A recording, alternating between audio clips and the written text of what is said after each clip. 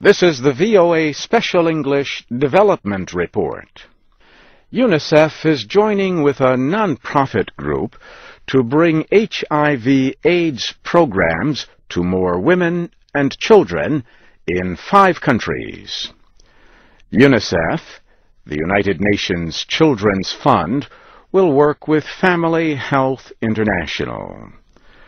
The new partnership will be established at first in Guyana, India, Malawi, Nigeria, and Zambia. One of the goals is to improve care for babies infected with HIV, the virus that causes AIDS. Another is to prevent the spread of HIV from mother to child. Activities will depend on the needs of each country. In some cases, antiretroviral drugs will be provided to infected parents of children. Women and children living in rural communities will receive most of the services. Steve Taravella is the head of communications for Family Health International.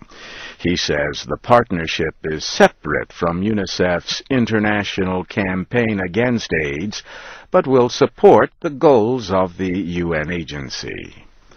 Both UNICEF and Family Health International say they hope to expand their partnership into more countries in the future.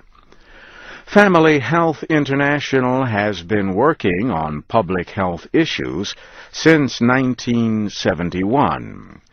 The organization is based in North Carolina and has programs in 70 countries.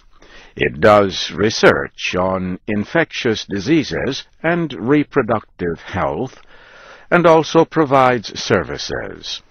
More than half of its yearly budget of about $240 million comes from the United States government. Experts say an important part of fighting AIDS is political will. One example they point to is Cambodia. That country has been getting attention for its progress in reducing some of the highest infection rates in Asia. Experts praise the government for supporting public education efforts and programs to give condoms to sex workers. Prostitutes are taught to enforce a policy of 100% condom use at sex businesses. But there are warnings that HIV rates still could rise among men who have sex with men and among users of injection drugs.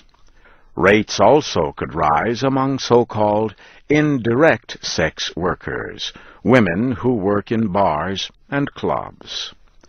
Today, about 80% of all people infected with HIV in Cambodia receive life-saving drugs for free. And that's the VOA Special English Development Report, written by Jill Moss. You can learn more about HIV and AIDS at voaspecialenglish.com.